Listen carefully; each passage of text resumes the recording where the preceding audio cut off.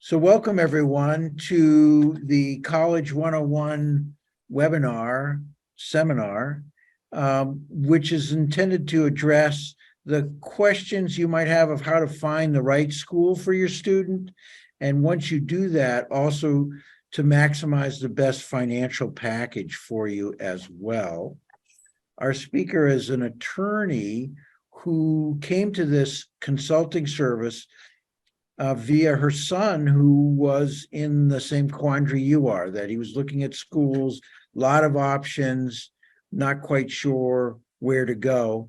And several years later now, Attorney Honoria DaSilva-Kilgore is now running a consulting service helping families with a lot of legwork, a lot of the paperwork, and a lot of direction. And so with that, I'm going to bring her on, and I'll let her take it from here, and keep in mind all the things you wanted to ask. You don't want to just scoot sideways. Okay. I didn't even think I was going to be on the thing. Hello. Hi. Hi. Thank you for joining us today.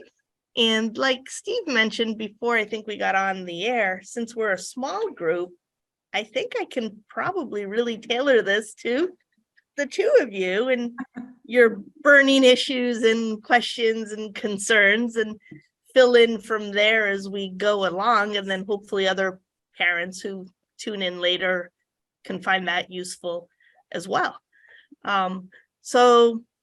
Amy, since you were on first, what's going on with you? You have two kids in high school right now? Yep. I have two kids, two boys. One's a sophomore and one's a freshman. So And how about Stephanie? What do you have? I also have two kids in high school right now. One is a junior and one is a freshman. And then I have a younger son still in grade school. But so this is my first. Yes. And Okay. you could probably start from the beginning. I mean, I'm still trying to get acclimated. Yeah, there's a lot to do, especially if you really want to maximize your opportunities. By junior year, that's what I call crunch time. Mhm. And senior year, this time of year for me is already getting too late to jump into somebody new. I'll only take a senior through September, because then I'm really asking them to do a lot in a very short period of time to add value. But basically what you want to do, for me, I look at this whole thing as a process and setting the foundation, and then you build on that foundation and gear it towards where you want to get to as far as what you want to get for them in college, what are they interested in, and start strategizing, because it has a lot to do with a few different factors. It's the student, obviously, is the driving force. First, of course, they have to want to go to college, otherwise I'm not here to convince them otherwise. But let's say we start from that beginning. And then where do they fit in academically? And that has a lot of nuances to it.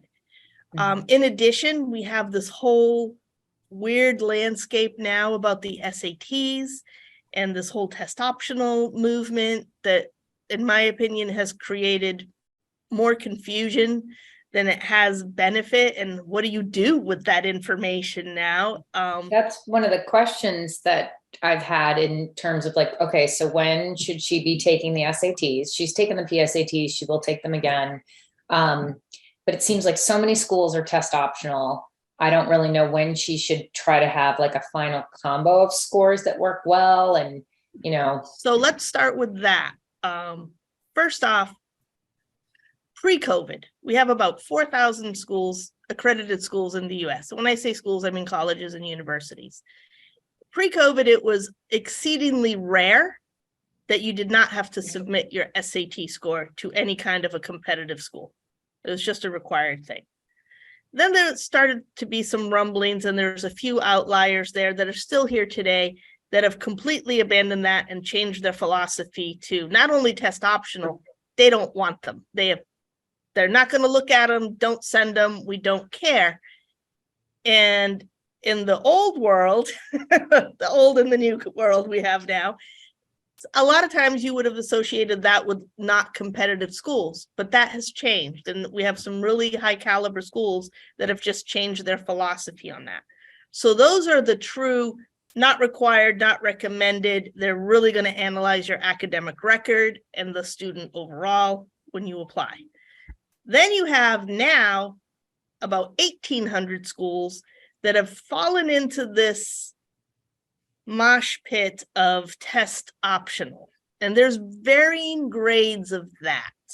So when they say test optional, I want you to kind of read between the lines and also be practical. So when a school says test optional, but considered not required, that's the common language you'll see on a lot of these things. Considered but not required. Okay, we know what their range should be, or at least I do, because these things are reported every incoming class. We know how they scored. So you know what a college or that particular school normally looks for. If you're not in that range, but your GPA is at or better than their average, you still have a shot of getting in there under this test optional thing, because if you're not in that range, don't submit your score. Okay. Then you have the So if other your GPA, sorry, so if your GPA is within the range, but not the test, just don't submit. Okay. right. If they're one of these test optional, considered not required. Okay. Yep. Because those are the two main metrics academically for me to consider them in range. I want them to be in both, because I want all my kids not only to get into the schools they want, but also then to get merit aid on top of financial aid if they qualify. And that's another aspect to it. Mm-hmm. But back to what Stephanie was saying, then you have the schools that are still test optional, but they'll say recommended, but test optional. Well, they're really trying to tell you we want to see the score, but it's still not required. So on that one, you really should be close, if not in that range that they normally seek. And if you're close, I would submit it. Okay. If you're nowhere Would you say close, that for all of them? So like if you're looking at a school and you're at the bottom of their range, but you're within the range, if you're within the range, submit. submit. Okay. Yes. And then you have the ones I told you earlier that don't care, aren't going to look at it. It's not part of their current philosophy. WPI went down this route a few years ago. So did Middlebury. Some other schools have done so as well, but these are two prominent ones in our area that I can think of off the top of my head. So those are kind of your different ranges. Now let's bring in practicality. The last study I read on this that looked at over the last 2 years, is it really test optional? Are the kids still getting in? What's going on with this? And it seems to be that about 40% of the kids are getting in that submitted their SATs. And then the other 60% they're picking from the ones who didn't submit their SATs. Mm. So here's the advice. You want to pop at whatever school you're applying to. So for me, the omission says you're not in the range that we normally look for. Let's see what else you did. So if you're in the range, by all means, send it. And then you want to look at that specific school's philosophy on how they take the score. Most schools will super score. Are you guys familiar with what that means? No. Okay. So a super score is to the student's advantage. And the SAT score range goes up to 1,600. That's a perfect score. Don't ask me what the average score is because it varies by everybody. But just to get an idea, you need to be looking at 1,450 or better to even think about Ivy Leagues. Then you go down from there. Okay. So super scoring means, let's say you took your test and you got 1,000. I'm going to use easy numbers because I can't do math in my head very well. So 1,000 on one score. But that score is broken up between the verbal and the math. So let's keep it easy and say they got a 500 on each section. Then they took it again and they got 1,000, but they got a 540 on math and a 460 on verbal. If you super score those two scores, it's going to be higher than 1,000 because they're going to take the 560 from one and the 500 from another. Now they actually have 1060 or whatever it is. Mhm.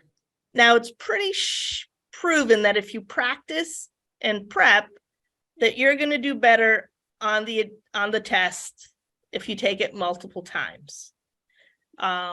I liken this to don't put all your eggs in one basket. I think the schools do a terrible job of freaking the kids out and not really even giving them the opportunity to do this exam till late junior year, sometimes senior year. For me, when I'm working with the kids, that's way later than I want. If you have the opportunity and you can, you should take your PSAT as a freshman or a sophomore.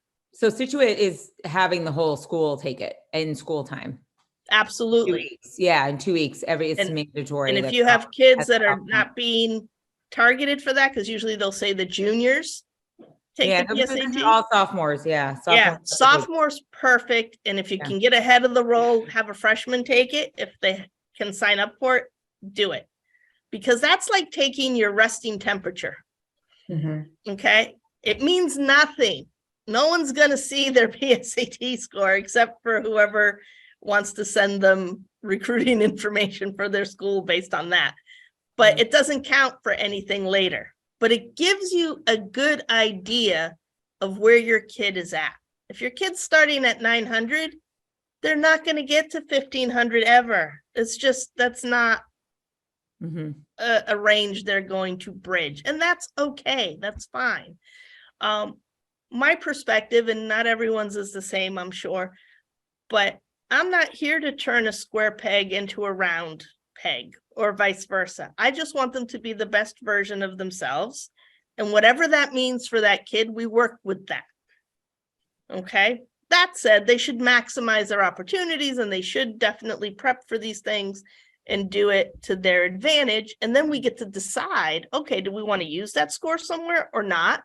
Or do you have your eye on this school that requires a certain range and you're not quite there yet? Okay, let's take it again. We have time, and use it that way. And then I think by the third time they take the test, they plateau. There's usually a bump from the PSAT score to the SAT score, assuming they studied.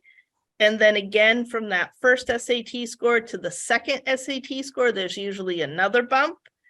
And then by the third time, if there is a third time, they're usually around the same, maybe a little better.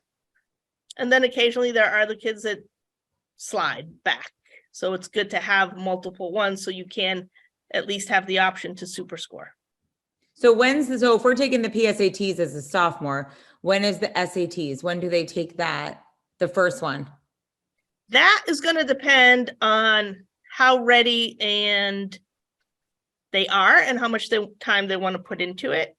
I would like them to take it at the end of sophomore year or early junior year, Okay. and then about midway through junior year. I do not want any of my kids taking SATs as seniors Okay. or as rising seniors if we can avoid it. Sometimes they want to, because I'm working with 2 seniors right now where by the time they met with me, it was already late junior year. So they really hadn't had more than one. So they still want to try to get that second try in. So then they should, after the PSATs, then whatever their scores, then they should start looking in as a sophomore, like Khan Academy or something like that. Is that correct? Yes, Khan Academy is a great resource. Like as a sophomore. Okay. I start recommending you use Khan Academy about 2 to 3 months before you're going to take the exam, The SATs. the SATs. Okay. Okay. Yes.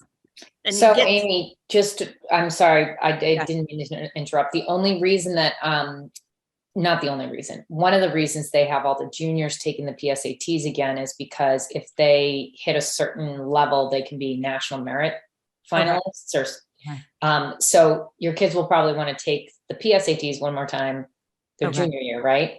Okay. Or no? no, I don't recommend that. I recommend they move from the PSAT to the SAT. Is there anything that can, like, if, so as a sophomore, are kids qualifying for national merit finalist status? That's completely based on scores. So they really have to be in the upper echelon to have a shot at getting money Okay, that there way. was some kind of communication from the high school that said, we recommend all remember that. juniors take it. Yes. Yeah, And I look at the PSAT not as a money source, but as a practice source to really get them used to the format, kind of the timing challenges, because what's going on with the SAT is twofold. I'd say, whoa, you lost me. About half of it is knowledge-based. And that's why the high schools will tell you, wait till the end of junior year, you'll know more math or whatever. If you're math oriented, maybe not, you know. And the other half of it is a test taking skill. And that you definitely can work up. There's techniques, there's practice, it's muscle memory, getting through the exam, knowing how to eliminate wrong answers quickly and move on. Smart kids, believe it or not, can have a really hard time with the timing aspect because it's against their nature to get a wrong answer. So they'll spend maybe 3 minutes on a question and now miss the opportunity to get a couple of other easier ones right. Okay, so it's really important because if you were to time out that whole exam equally, I think it's like exactly 1.5 minutes per question if you were going to just pop them out in the equal amount of time. So that time management strategy is super important. So why do I talk about SAT still? Because we're living in this very test optional environment. Because I'm a pragmatic person. And when I want to get you into a school, I want you to also get merit money. Merit money is used by different schools in different amounts. So don't assume someone can afford to give you X dollars. They might not. They might not even have merit aid. So that's another part of the strategy is figuring out where you need to be and how much of that gap between the net cost minus your guaranteed student loan, which I do recommend all students take that because I find that that is a reasonable amount of money to expect them to contribute to their own housing as a sophomore, a little bit more as a junior, a little bit more as a senior. So if they took just guaranteed student loans, they would graduate with about, I think, $27,000 in total debt. I think that's fair. And then ask mom and dad to cover the rest. So again, what we do depends on your family dynamic and where those numbers are coming in, so you know who to target. Okay. So once you do the FAFSA, that free financial aid form, which goes live, by the way, next week, too soon for you guys, but as the parents of seniors, you want to get in on that early October. Once you do that whole form, at the very end, in tiny little numbers, there's something called the EFC number. That is the expected family contribution. That's what they determine you're supposed to be able to pay every year for college. Nobody likes their EFC number, right? But if you're a higher earner, or God forbid, a 2-parent working household, chances are your EFC number is not going to be very good. So it's great if you've saved up, you have money in a 529, but that varies by everybody. And some people haven't been able to do that even. So knowing how to get that merit aid for your student means your student has to be in the range of where they would want them to be in order to offer them merit aid. So this goes back to the idea of, hey, if you just get into a school by the skin of your teeth, chances are you're not going to get a lot of merit aid there because they're going to want to entice the kids with a better academic profile, unless you're also maybe bringing something else that's an intangible to them. So it goes all into that mixture. And this involves the soft things like sports, hobbies, clubs, talents, diversity. And that can mean a different thing for everybody. And one of the easiest things to diversify your profile is move out of your local bubble, right? If everyone is applying to the same few colleges within an hour, if you go over a state line, hey, wow, you're all of a sudden, you're more diversified than the next batch of kids that they're looking at with the same academics. So I look at all of these factors as tiebreakers. Your kid against the next hypothetical kid that has the exact academics, where else do they differentiate themselves? And does that school value the differentiating factor? Okay, so when I talk about best fit, it has to go both ways. It's not just your wish list of, well, I'd really like to go there. You have to take the reverse side and go, why would they want you there? What are you bringing to their overall mix, right? Not just what I want to get from them. So that should always go together. And that for me is why the SATs are still important. It's not just a filter of trying to figure out where you should be targeting, but also, okay, if I need to be in this mix and I need a little extra help here, I need them to want to give me money, right? So you need to know that. And then you need to know which schools have it and how much their average is. And that also seems to tie in to the household income. So those are things I research and put on my spreadsheets so that we determine who we need to look at. So I think that's all I can tell you right now on the SAT questions. Stephanie, do you have anything else that you were thinking of? No, that actually, that's very helpful because I think it just put a ton of framework. You know, our school is a testing site, so they give you certain dates, but if we can't make those dates, you know, it was very interesting to hear what you think are the national dates. They are the same across the country for the most part.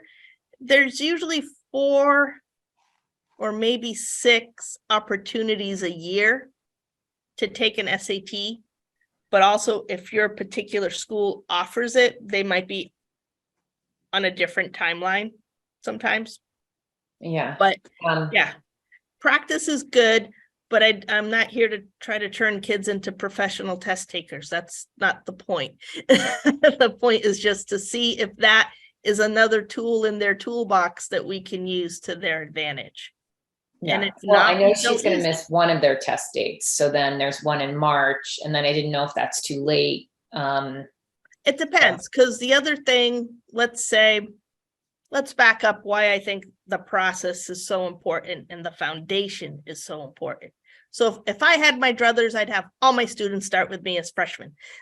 That's like my pie in the sky goal. I know. And what's a bummer about that is that I think that we were all kind of like asleep at the wheel during COVID, you know, like they weren't even going to school freshman year. So much is that there's really actually documented like regression for these COVID kids. They did miss out academically, and you can kind of see that in different things. And socially, they're not quite there because they weren't interacting with humans. Yeah. So we're all like slowly crawling to get up there. So now they're going a little crazy. Yeah.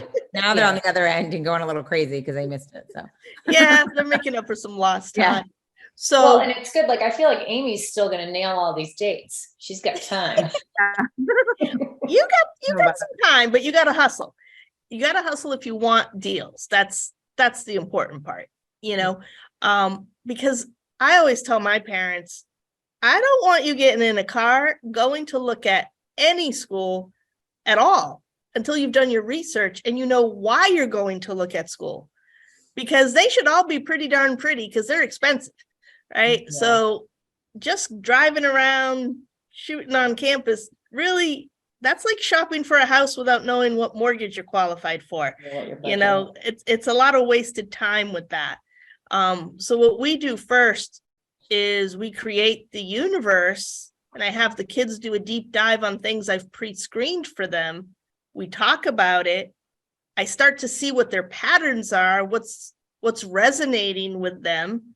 And then we shrink that to a targeted focus list that I then really want them to get out and go see in person, talk to admissions, talk to coaches or teachers or whoever, if that's possible and makes sense for whatever they're looking at and so forth.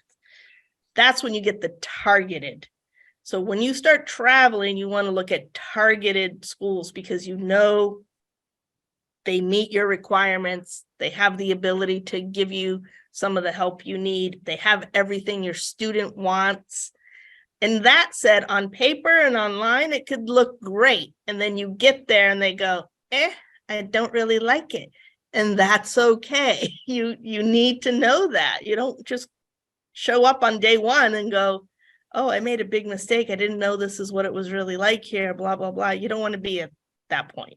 So going into the junior year, would you recommend like in the summer, if they know some schools that they kind of want to look at to go if we're in that area, or is it later? Like, is that too early? No, it's never too early.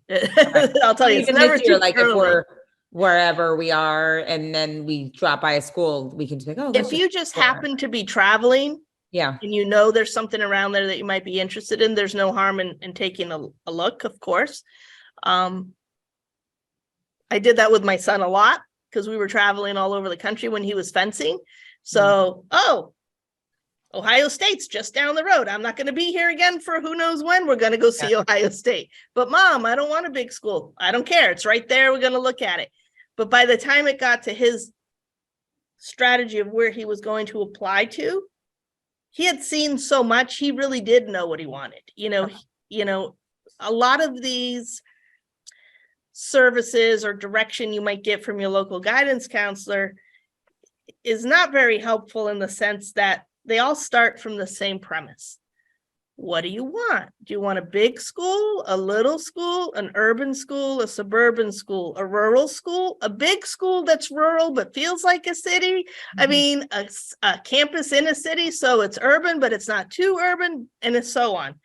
Well, that's like asking your kid what their favorite flavor of ice cream is, and they haven't had any ice cream. How can they answer that question? They don't know, because what they perceive a school might be like may not be like that at all at that particular campus when they go. So it's important to get the vibe. There's no other way to describe that because I can't put vibe on paper. I can put facts and stats and things that I think this is a good reason we should be looking here, but then it's incumbent on them, if it still looks good to them, to get there. And the other thing that does, and you want to do this early for any schools you're truly interested in, is you want them to know you exist. And by asking for information, by signing up for a campus tour, by going to an open house, all of these things you're getting tracked. Okay, so again, back to my idea of the tiebreaker. You're applying to some school way out of state, and there's a bunch of kids that are doing that, but your kid actually set foot on campus. That's definitely going to give them an edge over someone who's taken a flyer on that school just because. Okay, it's just, it makes sense. When you can, you want to meet with admissions, have an interview. Now, if you're looking at Ivies, little Ivies, and people of that caliber, guess what? You don't get to ask them for an interview. They get to ask you if they're interested.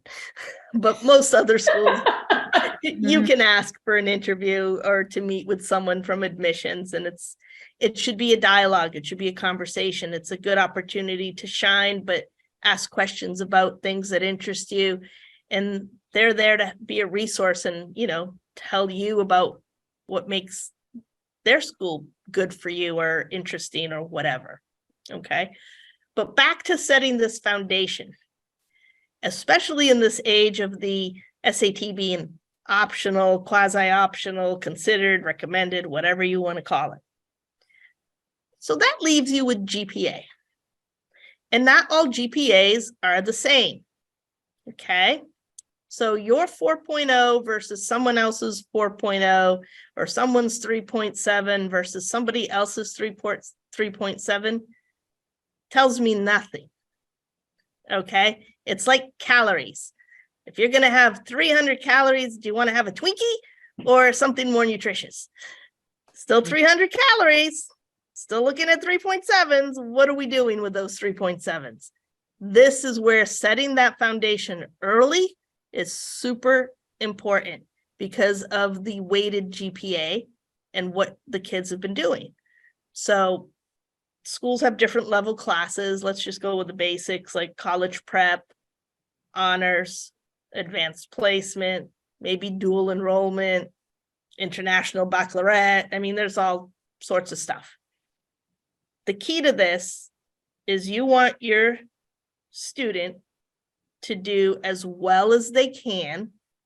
So always shoot for A's, as well as they can in the hardest level they can handle. Okay, so that A in an AP class is worth a lot more than an A in a college prep class. But if your kid is in an honors class, getting a B or a B plus, I don't want to move them to AP. That's not going to help them if they stay at the B plus. Okay. I want them to get as close to A's in the hardest level. So if they're not trying very hard and they're all in college prep doing fine with no heavy lifting, well, we might want to consider upping that a little bit, right? If they're doing swimmingly well in honors, again, not trying all that hard, well, maybe we want to move up to AP. And you don't have to do that across the board because everybody's brain is not wired the same. You know, the STEM kids might not do so great with the AP English, right? And vice versa. So it's geared to wherever you are. And it's really hard to level up later in high school than earlier.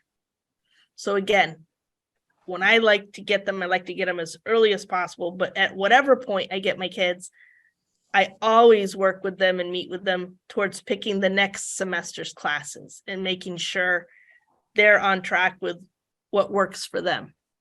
And this is going to lead me to my biggest pet peeve with not only local schools, it goes across the country.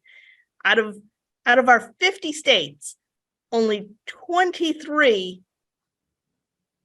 required graduation requirements are sufficient to get into college. That's abysmal to me. That's because your high school guidance counselor's job, one of their many jobs, I know they have a lot on their plate, but their primary job is to get your kid to graduate in 4 years and out the door. Their job is not to get into the family dynamics and economics and everything else and where they should be focusing on and how to tailor that high school experience for that next step. That's where they just don't have the time.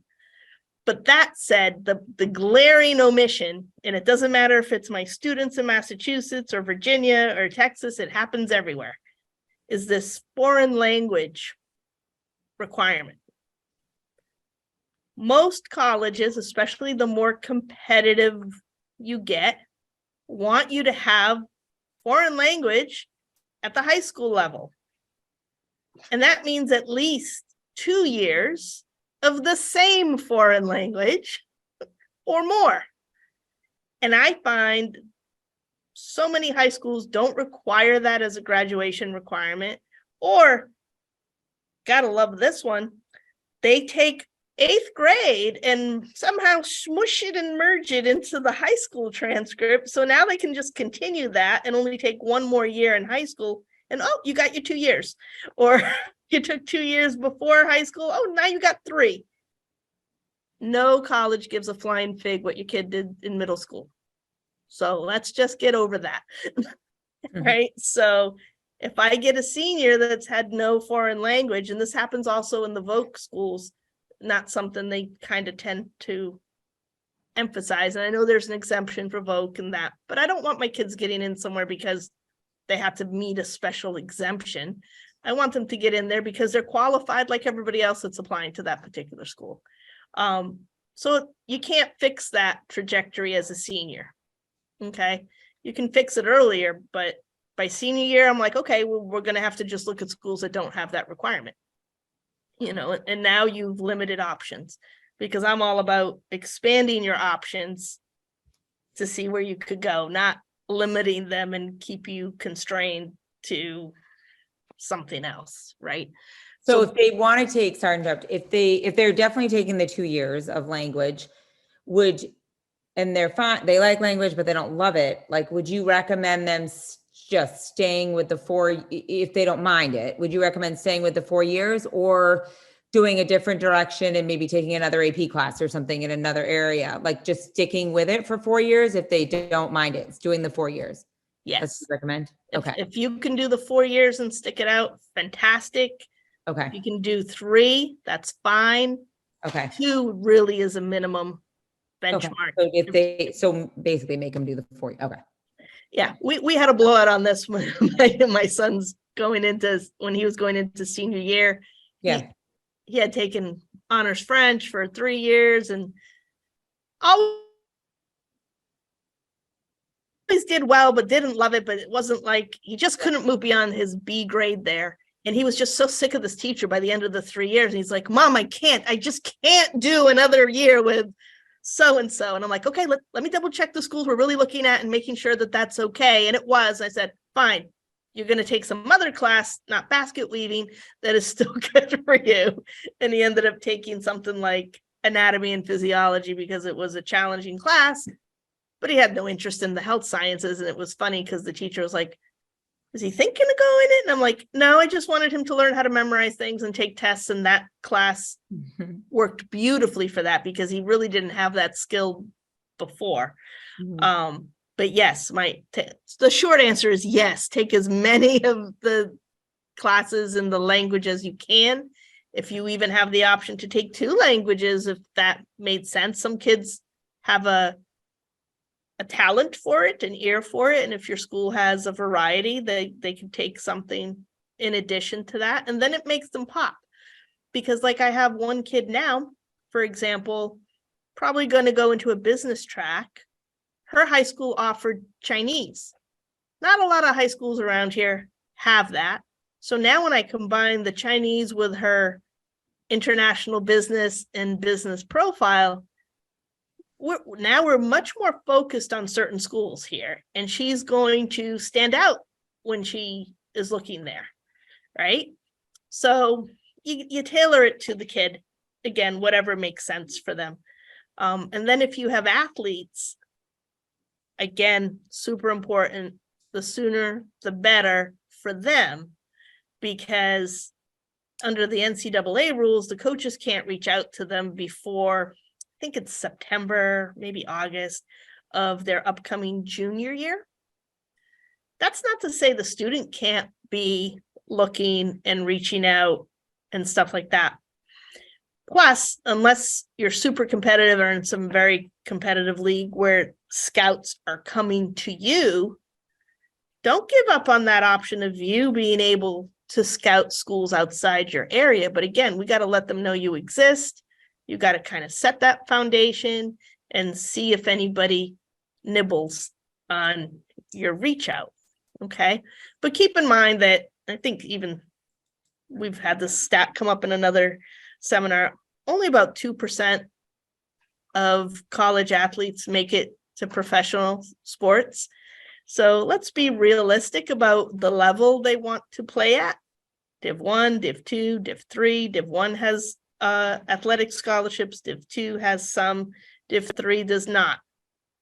However, do not discount the Div 3 schools, because that's a whole other way of looking at things. So they might not have an athletic scholarship, but you are going to be on the, I don't know, water polo team or the fencing team or the equestrian team or whatever oddball sport you're playing, or not so oddball sport, and the coach wants you.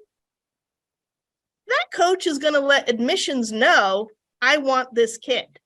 So now if your kid qualifies in the academic area for merit aid, guess who's getting merit aid so they can go play? Are they going to call it academic or athletic money? No, because it's not.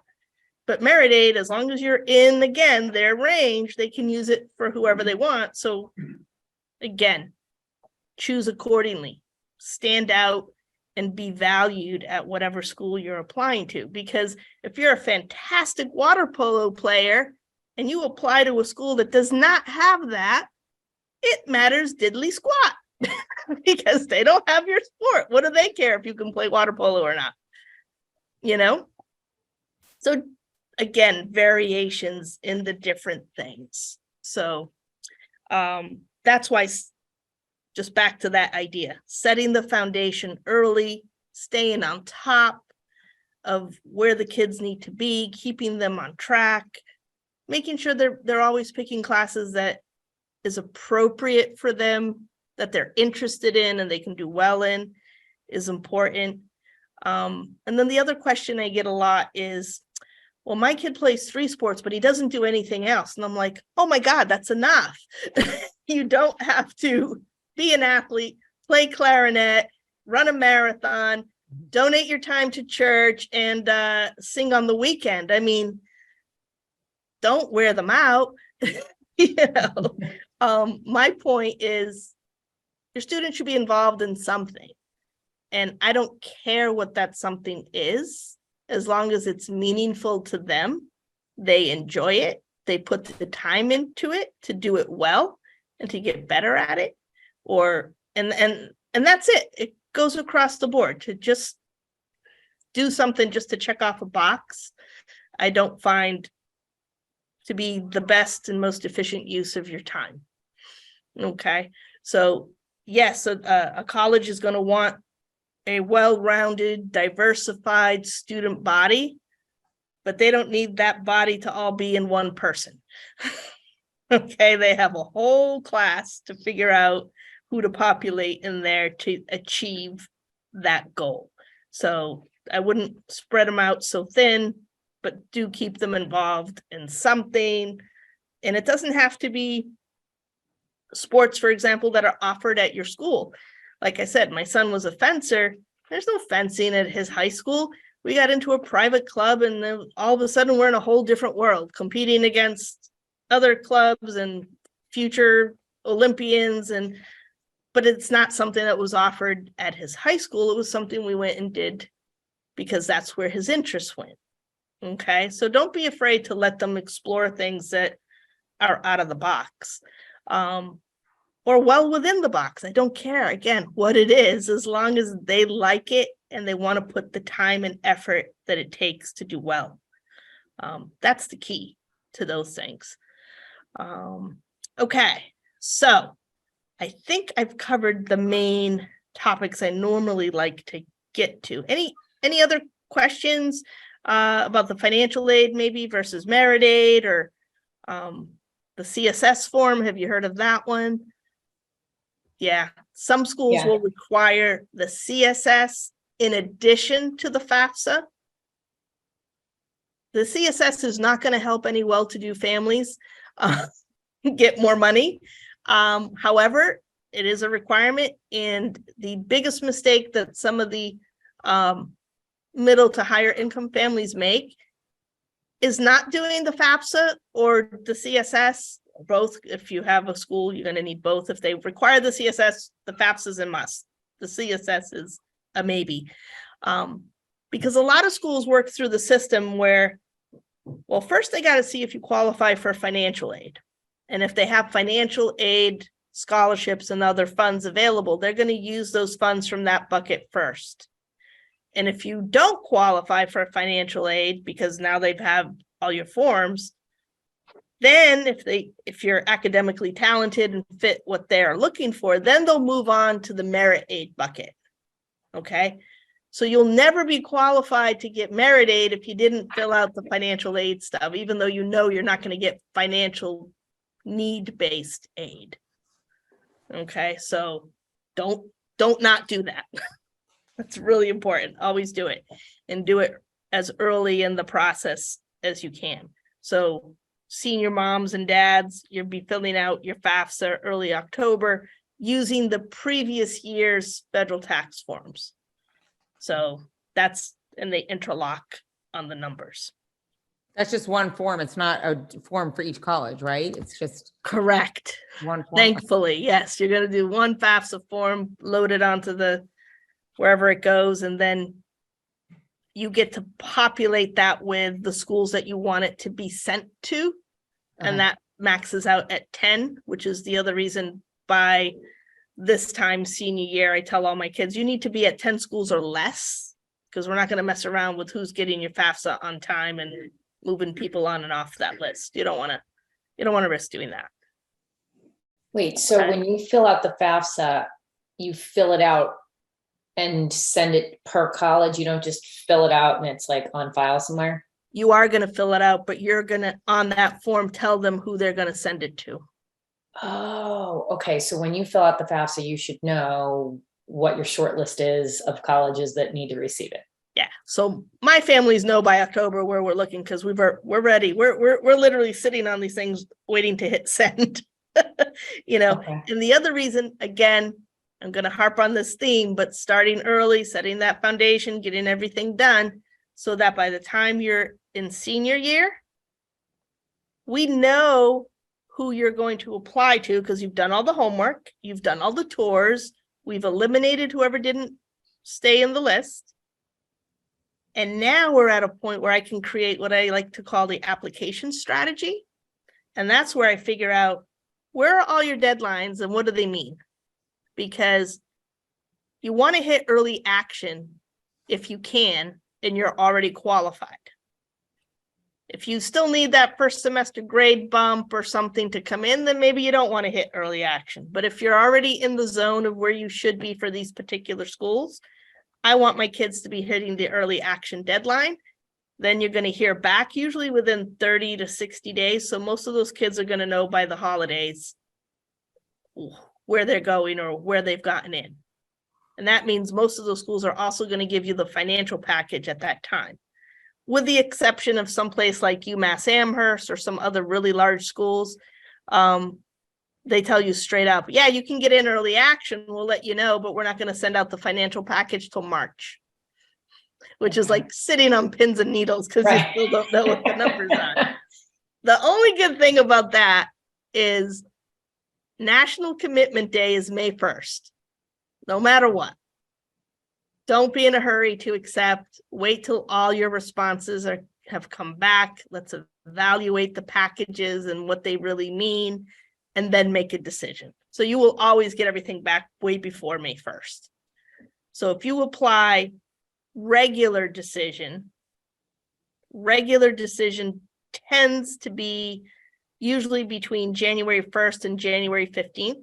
Every school has their date though. Okay, so don't assume anything.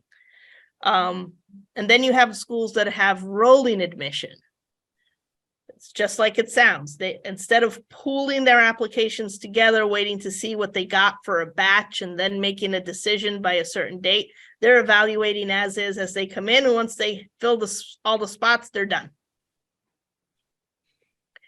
The other date to be aware of is early decision. I do not recommend that if you are looking to maximize merit aid. Early decision doesn't do too much for you unless you are sure, regardless of what the package they give you, you're going to go to that school.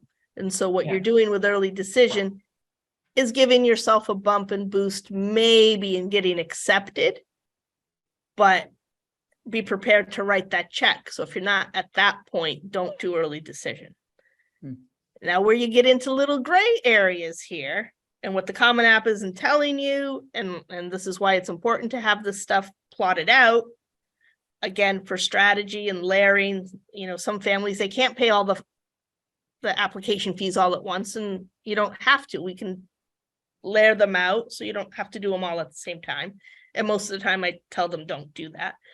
But the other things that you want to look at really behind the hood is, okay, a lot of schools are going to tell you, if you want to be considered for all of our scholarships, all of our merit aid potential, then make sure your application is in by X date.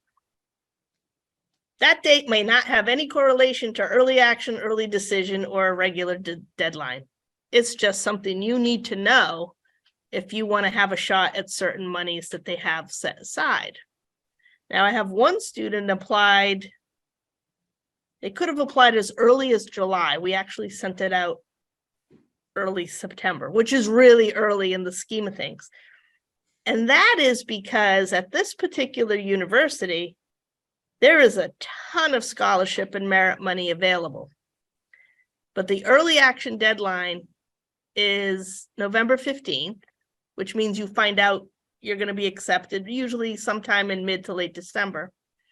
And a lot of these scholarships that they have, the deadline to submit for the scholarship, a certain essay and all this other stuff, is like December 1st.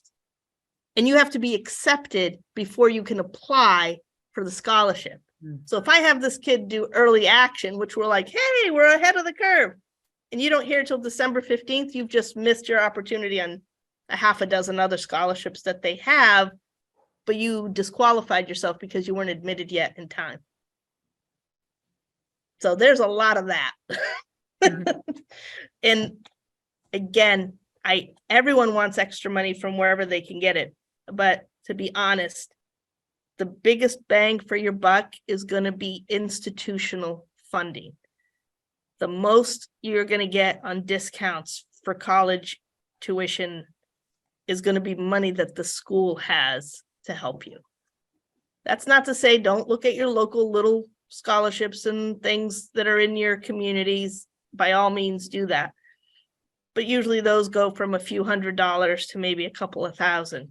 We're talking trying to save 10, 20, 40, 50,000 off cost. And that comes by knowing which schools to knock on. Okay. Okay, I'm getting the signal. I got 5 minutes left. Give me your questions. What else are you thinking? I have one.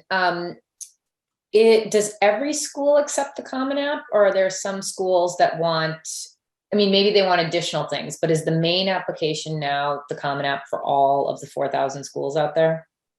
No. Okay. Most of them accept the Common App, but not all.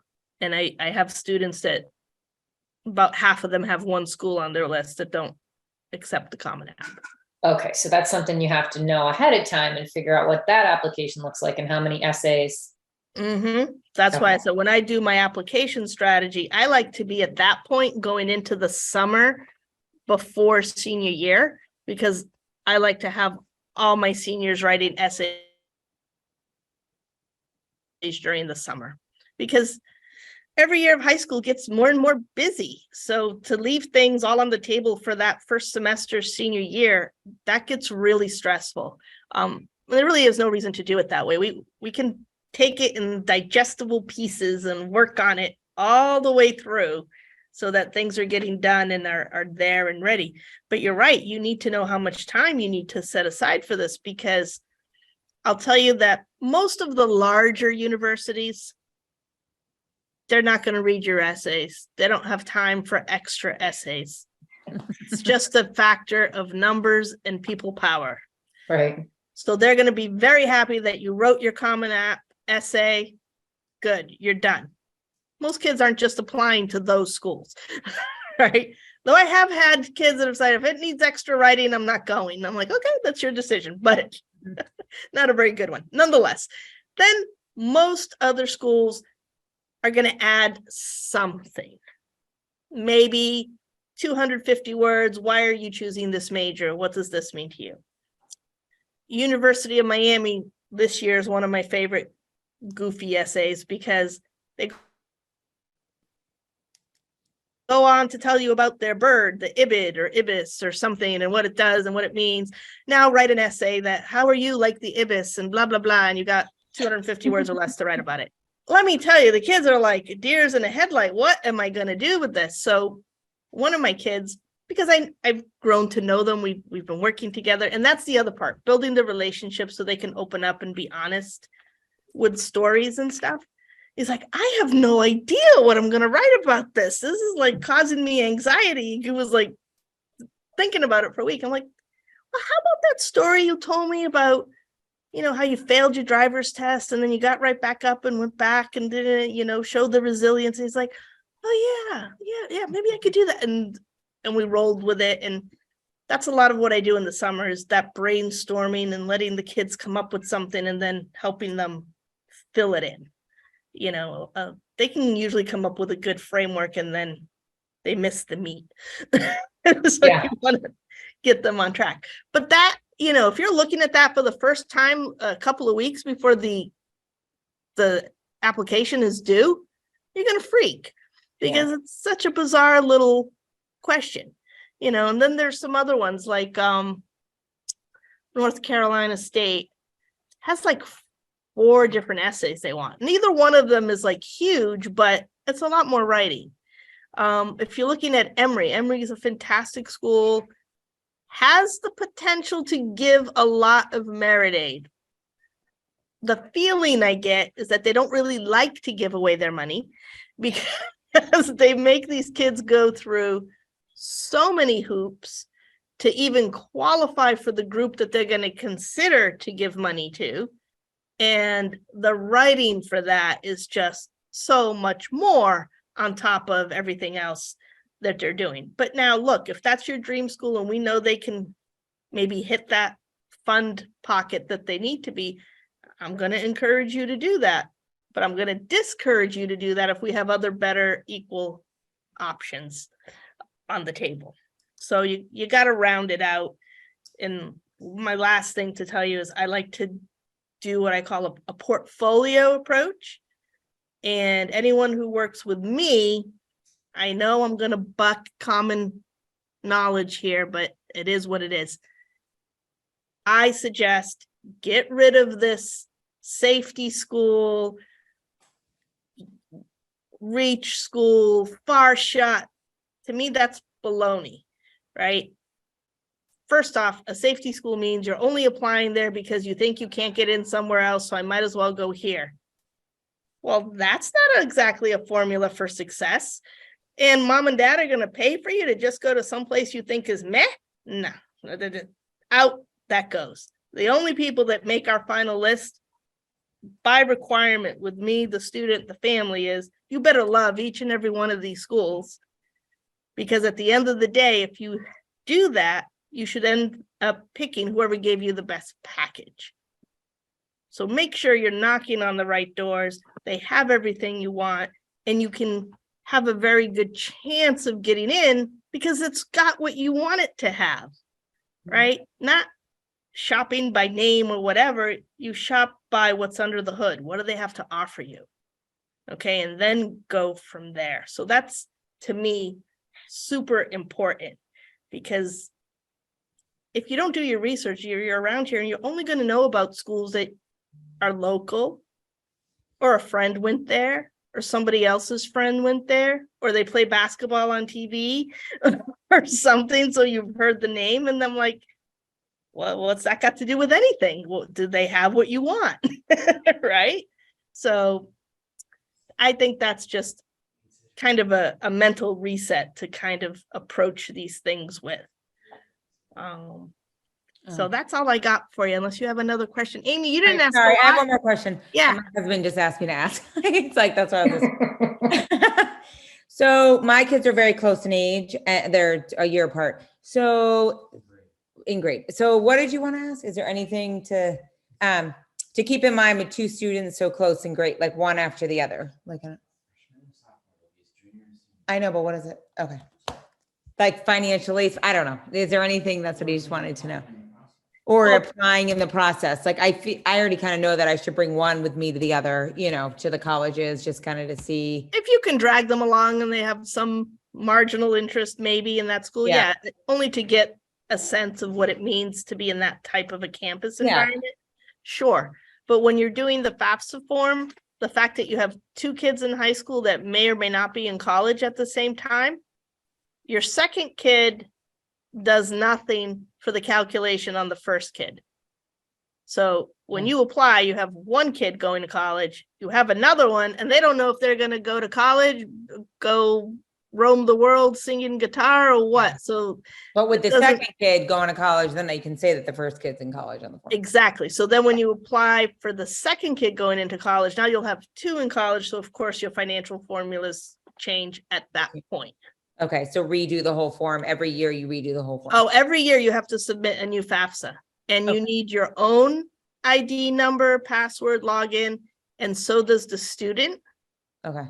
And then don't ever lose that because you will need that information every year to do your form. And it's a real pain in the butt if you do lose it. Okay. All right. No. Okay. Yeah, no, thank you so much. All right. Very helpful. Yeah, thank you. This has been, I feel like you put a lot of things into perspective because it was just Yeah. like a Oh, good. messy mess. This was prior to fun that. for me because I actually feel like, okay, I'm having conversation instead of just speaking out into the. That was good. air. I was expecting not even be on the campus. It was good. Well, and then in general, the way that you work, you said that you like your students early on, like freshman that's year, my and then you work preference. with Like I them said, for 3.5 years, pretty much.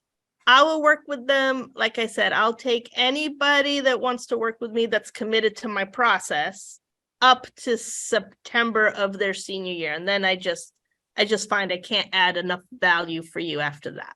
And then do you price it, like if you get a kid in freshman year, do you price it as a package, or are you sort of like, this is what I do in freshman year and that's this, then I do this? Stephanie, you were asked a very good question. When I started this company a few years ago, I thought, yes, I will do it that way, because why wouldn't you take advantage of paying less starting early? And I found that I cannot change human nature. And then they still expect the same results, even if they only give me 2 months to work with them. So it is one set price, start to finish. I don't do anything a la carte because I do truly believe this is a process. And so don't come to me and ask, hey, we've got everything done. We just need help with the essays. No, I had nothing to say about who you're sending essays to. You think that's the magic pill that's going to get you in and do everything you need it to do? No. So it's start to finish wherever you are in that process, which means I give you as much time as you need at any particular point. So sophomores don't need as much attention as the rising seniors. Juniors need a little bit more attention than the sophomores, and so on. But if that means we're, generally speaking, it's about every month I'm meeting or talking with the kids, texting them in between little reminders and stuff, to, okay, some kids I'm meeting with every week right now because we got 12 essays to write. And we just got past IBIS, so let's go to the next one. So if you like, if it was a family like me and I walked in the door with 2 kids, one who's further along, like there's her classes this year, or the younger one who still probably needs direction for what happens in sophomore, it's like 2 package.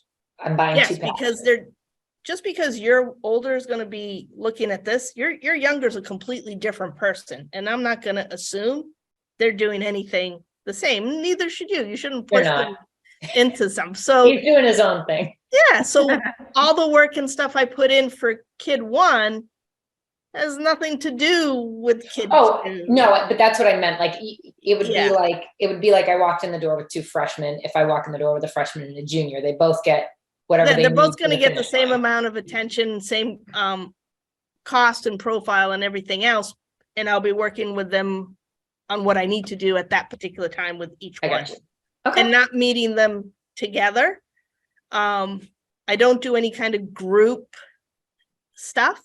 This is why I call it personal college counseling. I want to have that one-on-one communication with the student. It's essential for me that not only if the parent's on board, but the student needs to be on board, because 90% of the time I'm going to be just communicating with the student. Okay. Whether it's via Zoom or Teams or in person, but it's their opportunity to really be honest and say whatever they want to say. You know, sometimes it's as simple as that school doesn't resonate with me. There's nothing about it I like. Or sometimes they're like, I don't know, but I really liked this or that or whatever. Or what do you really want? I loved one time, a couple of years ago, I got a kid. Dad thought he was going to be a hockey player. He loved business, blah, blah, blah. I meet with the student one-on-one. He's like, I'm so sick of playing hockey. I don't want to play hockey in college. Maybe this or that. And I'm thinking about computer science. I'm like, okay, good. Would he have been as honest to say that in front of Dad? Maybe not. The dynamics are different. And my goal is to put them in the right environment where they can blossom, right? Whatever that means. The only cue I take from the parents is geographical limitations. Okay.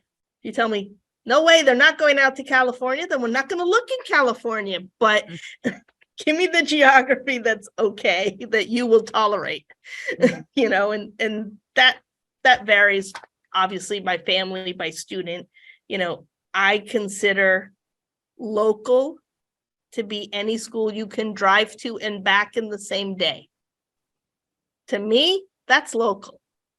So that gives you a pretty good 2-3 hour radius. Mhm. Yeah. What I don't consider local is a school that you should go to. And then if you're going to visit, for example, stay overnight and come back because you've exceeded the local range.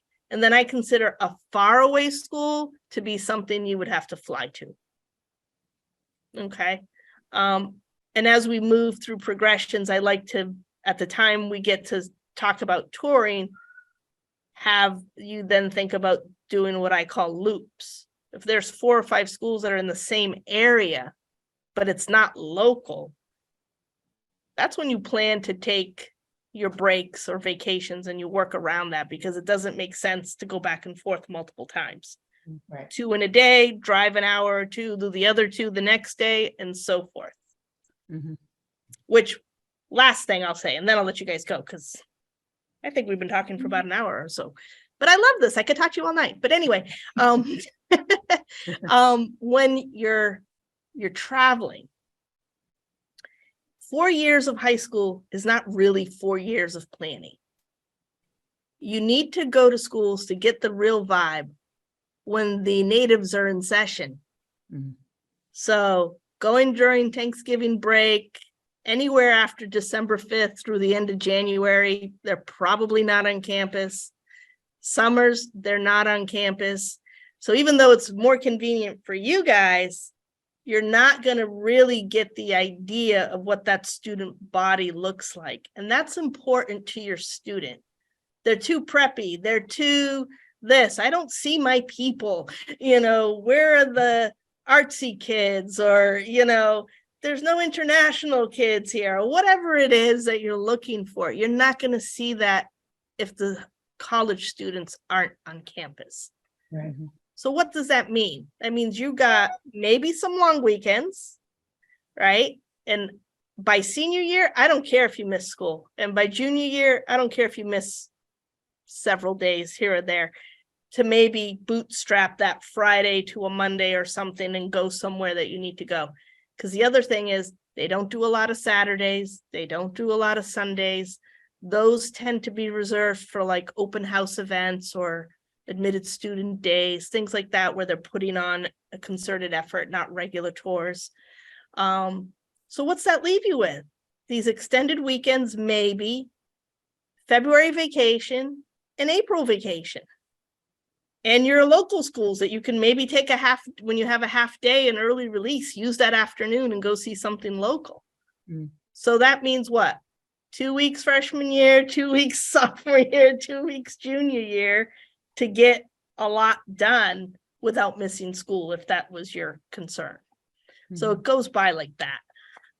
It does. It really does.